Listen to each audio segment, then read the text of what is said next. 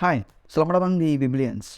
Kali ini aku mau bahas soal apakah kita harus selalu back to Bible gitu, kembali ke Alkitab dalam menyikapi pengajaran khotbah yang ada di sekitar kita, di gereja kita, komunitas, persekutuan, atau bahkan khotbah atau pengajaran yang kita dengar di media sosial seperti YouTube dan sebagainya. Termasuk apa yang kalian dengar dari kontenku ini, termasuk gitu juga.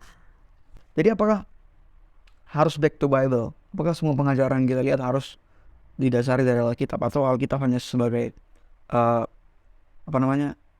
dasar awal gitu, lalu kedepannya kemudian banyak sumber-sumber lain yang bisa kita percaya? Kenapa ini penting? Karena zaman sekarang itu banyak banget pengajaran yang bisa kita dengar. Mungkin kalau zaman dulu, sebelum zaman online, kita hanya dengar khotbah pendeta kita di gereja. Tapi sekarang kalau kita nggak suka khotbahnya, ya tinggal slide, tinggal scroll gini. Ya pendeta A, kurang menarik. Pendeta B, pendeta C, ini khotbah yang menarik. Itu zaman sekarang. Makanya saking banyaknya pengajaran yang bisa kita dengar, kita simak, yang masuk ke pikiran kita, yang lewat di depan mata kita. Kita harus ngerti hal ini. Apakah kita harus selalu back to Bible? Yuk kita bahas.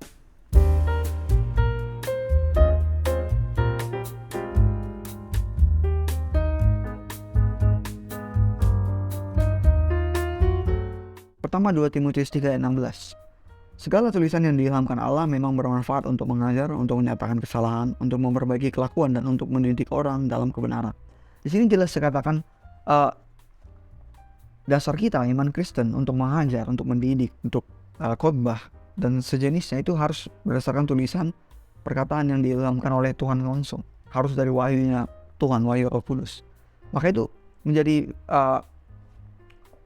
penting bagi kita untuk mengetahui, untuk menyadari bahwa pengajaran yang benar itu harus dari Alkitab. Dasarnya harus dari sini. Jadi gue tanya, apakah harus selalu back to Bible? Ya, simpelnya harus, karena memang dasarnya udah ini. Jadi kalau ada kita dengar pengajaran di luar sana, ya kita harus lihat ke sini. Kita harus melihat ke sini, apakah sesuai atau enggak. Firman Tuhan juga mengingatkan kita untuk jangan percaya semua pengajaran dengan gampang gitu. Jangan percaya akan setiap roh. Dikatakan di 1 Yohanes 4 ayat 1, saudara-saudaraku yang terkasih, janganlah percaya akan setiap roh, tapi ujilah roh-roh itu, apakah mereka berasal dari Allah, sebab banyak nabi-nabi palsu yang telah muncul dan pergi ke seluruh dunia. Kenapa hal ini penting? Karena banyak banget sekarang yang mengatasnamakan suara Tuhan. Kalian mungkin pernah dengar pendeta pengkhotbah yang ngomong, ini suara Tuhan Bapak Ibu, semalam Tuhan bicara sama saya, kemarin Tuhan bicara, tadi sebelum khotbah Tuhan bicara sama saya. Itu banyak kita dengar sekarang. Bahkan yang nggak bisa kupungkiri, itu banyak banget di gereja karismatik. Aku karismatik, aku Pentakosta karismatik, tapi aku harus apa adanya, objektif, autokritik tentang aliranku ini, aliran di mana aku bernaung ini. Pentakosta karismatik, banyak banget pendeta karismatik, pengkhotbah karismatik yang berkata, Tuhan berbicara. Bentar, kalau ditanya apakah berarti aku nggak percaya Tuhan bisa berbicara di masa kini? Bentar, pertanyaannya yang pas menurutku bukan begitu. Bukan apakah Tuhan masih bisa berbicara, bukan itu. Tapi pertanyaannya begini, apakah iya Tuhan mau sering-sering, atau Tuhan harus sering-sering bicara sama kita secara pribadi, secara spesial gitu sama kita? Kenapa gitu? Kenapa itu harus? Kalau gitu apa gunanya ini? Wahyunya udah jelas di sini semuanya, dari awal sampai selesai, ini udah lengkap. Jadi kenapa Tuhan harus selalu bicara secara pribadi, secara spesial sama satu hamba Tuhan?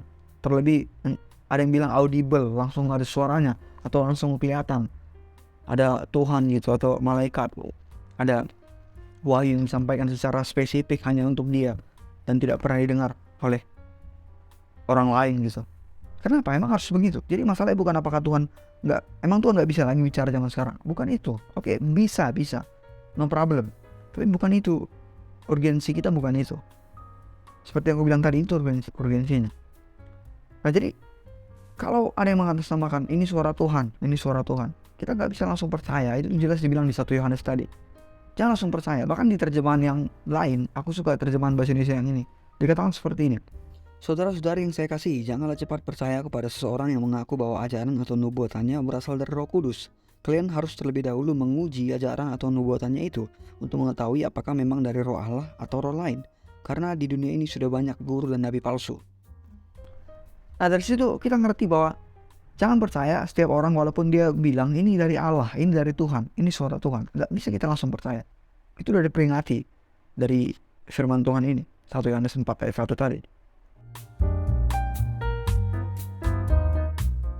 Lalu yang perlu kita perhatikan, kalau ada seorang berkata ini firman Tuhan, ini dari Tuhan, bahkan ini suara Tuhan langsung gitu sama saya pribadi, yang harus kita perhatikan apakah itu sesuai dengan firman Tuhan, sesuai dengan firman. Bahkan ada pendeta yang ngomong gini, pengkhotbah yang ngomong gini, saudara tahu Tuhan bisa ngomong kepada saudara bahkan hal yang tidak tertulis di Alkitab, nggak tertulis di Alkitab. Oke, bentar, don't get me wrong. Kita harus melihat dulu maksud dia ngomong begitu apa. Kalau maksud dia Tuhan bisa berbicara kepada hambanya hal yang nggak ada di Alkitab, dalam arti maksudnya secara harufiah, secara eksplisit dari Alkitab, oke, fine, aku setuju dengan itu. Karena kan masalah-masalah spesifik zaman sekarang nggak ada di Alkitab. Misal yang simple, jangan merokok gitu, merokok itu merusak kesehatan, itu kan nggak ada di Alkitab. Rokok nggak ada di bahasa Alkitab sama sekali, tapi Tuhan sampaikan ke kita harus menjaga bait Allah. Oke, kalau Tuhan yang dimaksud begitu, tidak secara spesifik Tuhan sampaikan, tapi konteksnya, temanya, intisarinya, meaningnya ada di sini, itu no problem. Tapi kalau pengkhotbah ngomong begitu dengan bermaksud hal yang nggak pernah pun disinggung di sini sama sekali, secara konteks, secara inti, secara tema, itu bisa Tuhan sampaikan kepadamu hal yang benar-benar baru, absolutely new. Itu bisa Tuhan sampaikan yang sama sekali nggak ada di sini, secara konteks, secara tema, secara intisari. Nah itu ngaco. Kenapa aku berani bilang ngaco? Karena gini, logika sederhananya gini, kalau semua pengajar, pengkhotbah bisa ngomong begitu, dan kita harus menerima itu karena dia sudah klaim ini suara Tuhan, ini dari Tuhan. Saat kita bilang tapi nggak ada Alkitab, ya kan Tuhan bisa ngomong hal baru kepada hambanya. Kalau kita terima begitu, maka nggak ada standar, maka nggak ada tolak ukur, indikator pengajaran mana yang benar. Nanti ada datang pengkhotbah baru mengaku nabi Tuhan, mengajarkan bahwa ajarannya ini suara Tuhan langsung sama dia, kita nggak bisa bantah karena nggak ada lagi indikatornya. Dia kan bilang Tuhan bisa sampaikan apa yang di luar Alkitab, hal baru, yaitu kuasa Tuhan dong.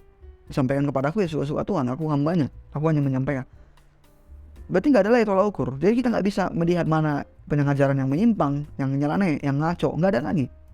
Asal dasarnya dari itu, suara Tuhan, dari Tuhan, Tuhan menyampaikan hal baru. Itulah ngaconya aku bilang. Makanya kalau dia menyampaikan hal yang benar-benar baru, bukan cuma hurufiah atau eksplisitnya, tapi memang temanya, konteksnya baru, itu ngaco. Dan itu logika tadi. Ini bukan cuma logika, firman Tuhan yang bilang di dalam Galatia 1 ayat 8 sama 9. Kita lihat, tetapi sekalipun kami atau seorang malaikat dari sorga yang memberitakan kepada kamu suatu Injil yang berbeda dengan Injil yang telah kami beritakan kepadamu, terkutuklah dia. Ayat 9, seperti yang telah kami katakan dahulu, sekarang aku katakan sekali lagi, jikalau ada orang yang beritakan kepadamu suatu Injil yang berbeda dengan apa yang telah kami terima, terkutuklah dia. Di sini jelas dibilang, kalau ada yang menyampaikan, pengkhotbah, hamba Tuhan, nabi katanya, suatu berita firman Tuhan, Injil yang berbeda dari apa yang sudah ada ini, terkutuklah dia katanya. Bahkan bukan cuma manusia, tapi sekalipun ada malaikat turun lalu menyampaikan sebuah berita firman Tuhan, Injil, tapi beda dengan ini, dengan firman Tuhan yang sudah ada sekarang, itu ngaco, itu terkutuk katanya. Jadi jangankan cuma mengatasnamakan ini suara Tuhan semalam sama aku, jangan cuma mengatasnamakan itu. Malaikat sendiri pun datang lalu tiba-tiba memberitakan hal yang lain daripada firman Tuhan yang ini, sesat, terkutuklah dia, kata firman Tuhan di Galatia tadi. Jadi itulah pentingnya kenapa kita bahas back to Bible, karena memang ini dasarnya. Tadi udah dibilang di 1-2 Timotius, dasarnya ini untuk mengajar, mendidik. Ini dasarnya, segala sesuatu yang diwahyukan oleh Allah langsung. Ini ya, aku bukan bilang kita harus jadi jemaat yang tukang kritik, enggak. Tapi kalau ada pengajaran baru, yang baru gak ada di sini, kita harus kritisi ke dalam diri kita. Nggak usah kritik pengkhotbahnya, nggak usah kritik hamba Tuhan, kau sesat, nggak usah. Itu bukan bagian kita, menghakimi itu bagian Tuhan. Tapi kritikilah ke dalam diri kita, kajilah itu dalam diri kita sesuai dengan 1 Yohanes tadi. Ujilah setiap roh, ujilah setiap pengajaran. Jangan percaya gampang walaupun dia bilang ini dari Tuhan, dari Roh Kudus, suara Tuhan dan sebagainya. Dan jelas dibilang kalau Injilnya, berita firman Tuhannya beda, itu terkutuk, itu ngaco, sesat. Itu jelas dibilang di firman Tuhan tadi. Kenapa ini penting? Karena supaya kita nggak mudah diambang-ambingkan. Kalau kita tidak punya tolak ukur, nggak punya basic, nggak punya fondasi, maka percayalah kita akan gampang dibawa arus. Nanti ada pendeta A bilang ini pengajaran baru dari Tuhan, suara Tuhan, ya kita ikut. Misalnya pendeta B bilang ya ini pengajaran baru ya dari Tuhan, semalam dia ngomong sama aku, ya kita ikut. Tapi nggak ada dasarnya karena alasannya suara Tuhan yang baru gitu, pengajaran baru. Dan nggak ada dasarnya. Kita bisa lihat di sini. Kita nggak boleh lihat dasar di sini. Nggak boleh back to Bible karena itu alasannya ajaran yang baru, suara Tuhan yang baru disampaikan kepada dia secara spesifik, secara spesial. Maka kita akan diambang-ambingkan, gampang disesatkan. Itu dikatakan di Efesus 4 ayat 14. Sehingga kita bukan lagi anak-anak yang diambang-ambingkan oleh rupa-rupa angin pengajaran, oleh permainan palsu manusia dalam kelicikan mereka yang menyesatkan. Jelas dikatakan di sini. Kenapa harus punya basic firman Tuhan ini, back to Bible? Karena biar kita nggak diambang-ambingkan seperti aku bilang tadi. Lalu dibilang tadi ayat tadi, diambang-ambingkan oleh rupa-rupa angin pengajaran, oleh tipu muslihat, kelicikan manusia. Kenapa dibilang kelicikan manusia? Ya karena itu memang poinnya, tujuannya itu untuk manusia, untuk dirinya sendiri, untuk pengajar palsu itu. Pada umumnya itu pasti untuk menyenangkan dia, untuk menguntungkan dia. Makanya banyak pengajaran sekarang yang bicara soal keuntungan terus, soal uang, soal hal yang menyenangkan hati manusia. Karena itu menguntungkan dia, itu menyenangkan pengajar tersebut, guru pengkhotbah tersebut, bahkan menyenangkan jemaat itu juga karena berbicara soal uang. Yesus bilang jangan jadi hamba mammon, tapi pengkhotbah zaman sekarang selalu berkata tentang uang. Berilah uang maka akan dikasih yang 100 kali lipat. Tabur. Bahkan banyak banget pengkhotbah yang ngomong suara Tuhan sama aku, harus dikirim sekian jumlahnya, harus dikirim besok, transfer besok ya. Itu dari Roh Kudus, transfer besok. Itu banyak fenomenanya. Mungkin sebagian dari kalian udah lihat juga. Bayangkan kalau sekarang aku bilang, bagi kalian semua, teman-teman yang mendukung channel ini, Biblians, subscriber Biblians, Tuhan bicara sama aku semalam bahwa kalian harus transfer per orang 50.000 sama aku. Nomor rekeningnya di bawah ini. Bayangin kalau aku ngomong gitu, dengan bilang itu suara Tuhan, itu suara Roh Kudus, itu wahyu Roh Kudus. Itu banyak banget sekarang, banyak banget, dan berbagai pengajaran nyeleneh yang lain yang berpusat ke kesenangan hati manusia, kesenangan telinga manusia. Dan itu tanda zaman akhir. Itu udah dibilang di 2 Timotius 4 ayat 3. Karena akan datang waktunya orang tidak dapat lagi menerima ajaran sehat, tetapi mereka akan mengumpulkan guru-guru menurut kehendaknya untuk memuaskan keinginan telinganya. Jadi itu udah dibilang bahwa di zaman akan ada zamannya itu, dan kita tahu itu zaman sekarang. Orang bakal ngumpulin pengkhotbah, guru yang sesuai dengan telinganya, memuaskan telinganya, memuaskan hatinya. Dan di sisi lain setali 3 uang, maka akan juga banyak berkeliaran, bersebaran pengkhotbah, pendeta, pengajar yang berpusat pada khotbahnya itu berpusat pada menyenangkan hati manusia. Kenapa? Karena jemaatnya juga maunya yang seperti itu, dan dia mau menyenangkan jemaatnya, dia mau menyenangkan orang-orang itu. Maka pengajaran dia harus menyenangkan hati manusia, human centered gitu, anthropocentered, bukan theocenter, bukan theocentris. Pusatnya bukan Tuhan, tapi pusatnya manusia, kesenangan hati manusia. Itu udah dibilang. Jadi teman-teman, kalau kalian lihat khotbah yang bicara soal kesenangan manusia, uang, mamon, kesuksesan belaka yang menyenangkan hati manusia doang, itu fix ajaran palsu. Dan kalau kalian lihat ada pendeta, pengkhotbah, guru yang ngajarin begitu, itu guru palsu. Itu udah dibilang di sini. Dan kalau ada kita jemaat yang hanya suka pengajaran yang begitu, yang menyenangkan hati kita, menyenangkan telinga kita, maka kita udah terjerat, udah terbuai oleh ajaran palsu tersebut. Dibilang di sini. Jadi topik utamanya, apakah kita harus back to Bible, selalu back to Bible? Jawabanku harus selalu. Karena yang pertama udah kita bahas hari ini, dasar kita, iman kita. Yang kedua, kita harus uji setiap roh. Yang ketiga, kalau ada pengajaran yang bertentangan dengan firman Tuhan yang udah ada ini, yang udah lengkap ini, terkutuklah dia. Itu ngaco, itu nyeleneh, itu sesat. Walaupun dia bilang ini suara Tuhan, walaupun dia bilang ini wahyu baru dari Tuhan, nggak ada. Karena udah dibilang tadi di sini dari tadi. Dan supaya kita nggak diambang-ambingkan oleh pengajaran palsu, guru palsu, dan supaya kita tidak menjadi penggemar ajaran sesat, ajaran palsu yang menyenangkan hati telinga kita. That's it. Kurasa itu aja yang mau sampaikan di video kali ini. Kuharap kalian terberkati dan kita sama-sama bisa memilah ajaran yang benar berdasarkan firman Tuhan, karena banyak banget ajaran masuk ke otak kita sekarang melalui HP, media sosial dan sebagainya. banyak banget. Jadi kita harus pandai-pandai jadi jemaat yang cerdas, jemaat yang kritis, tapi gak usah juga menghakimi orangnya.